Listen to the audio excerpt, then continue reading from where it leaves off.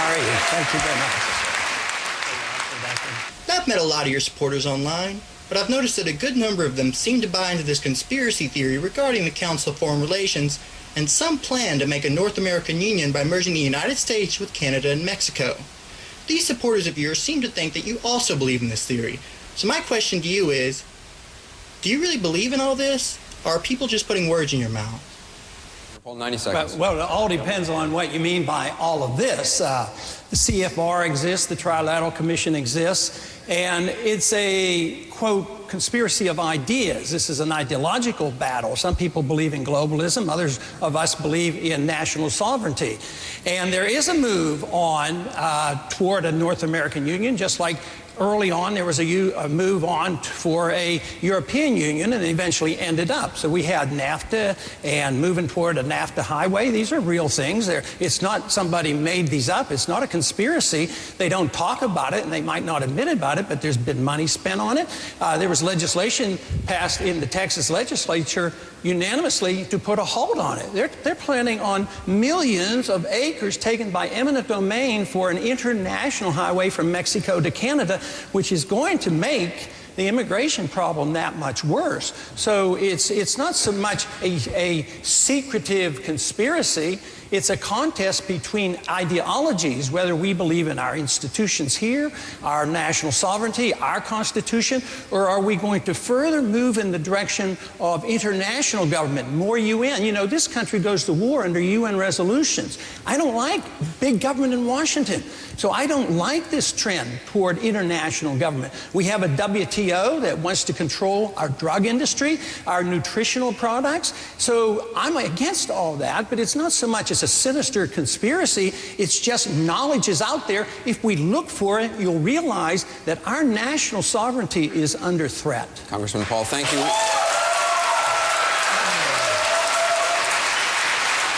We've got a question. Yes, and I would like to state that the statement earlier made that we all went to Washington to change Washington and Washington changed us. I don't think that applies to me. Washington did not change me.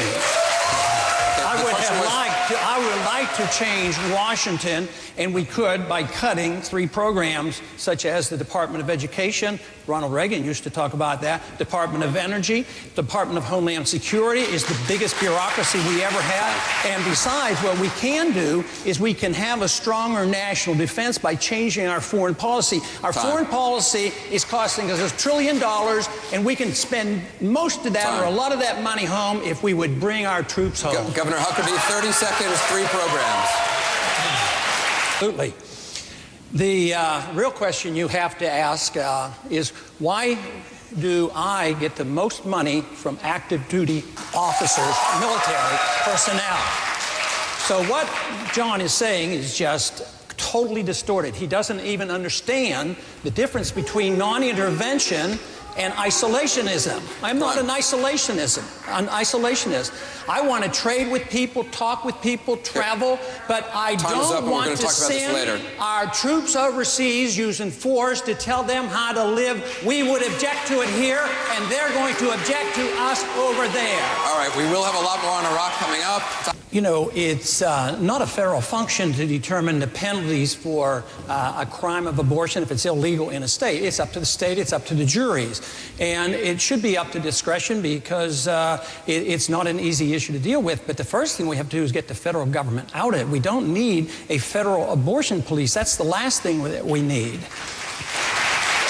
But should a woman be charged with a crime? Pardon me? Should a woman be charged with a crime? I don't personally think so. I'm an OB doctor, and I practiced medicine for 30 years, and I, of course, never saw one time when a medically necessary abortion had to be done.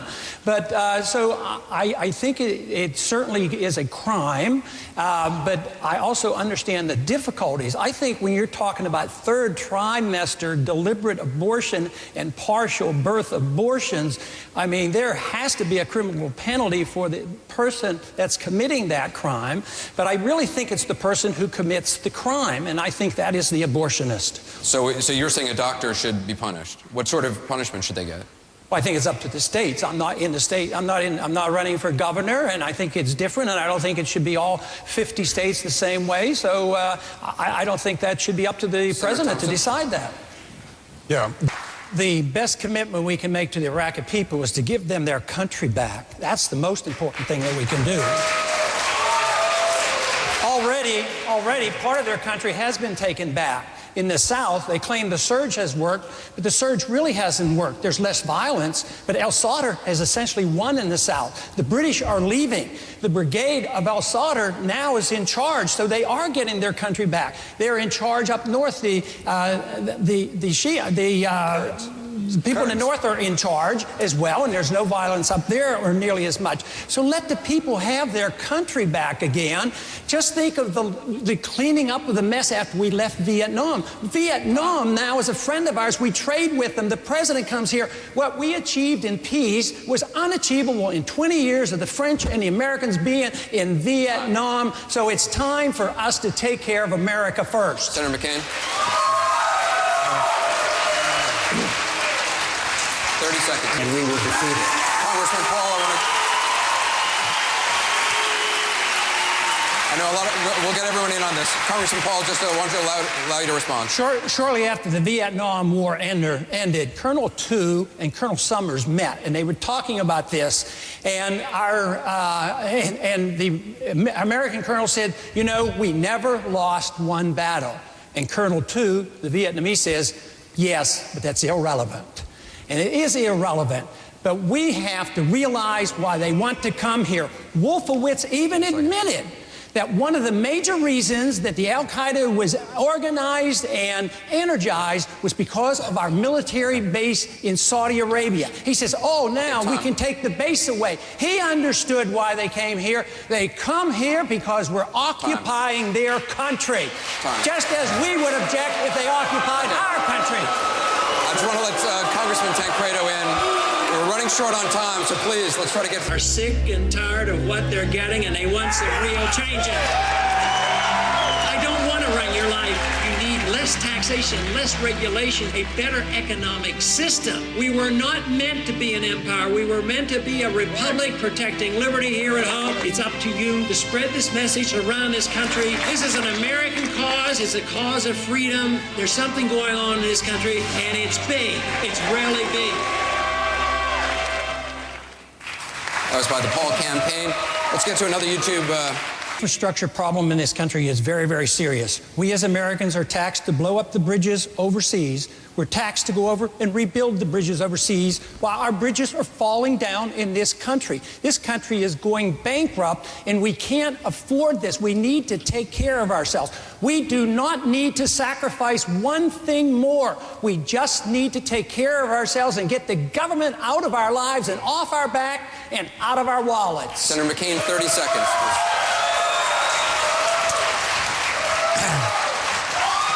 Krause, Davenport, Iowa. This question is for Ron Paul. Mr. Paul, I think we both know that the Republican Party is never going to give you the nomination. But I'm hoping that you're crazy like a fox like that, and you're using this exposure to propel yourself into an independent run. My question is for Ron Paul. Mr. Paul, are you going to let America down by not running as an independent? Thank you. Now that's what I call a tough question, because I have no intention of doing this. I am a Republican. I have won 10 times as a Republican, and we're doing quite well. We had 5,000 people show up at a rally in front of the Independence Hall with blacks and Hispanics and a cross-section of this country. Do you know that we raised $4.3 million in one day without spending 1 cent? We didn't even pay an individual to go out, and they weren't professional fundraisers. It came in here. It was automatic. We're struggling to figure out how to spend the money. This country is in a revolution. They're sick and tired of what they're getting, and I happen to be lucky enough to be part of it. I'll take that as a no. Okay. Unfortunately, this is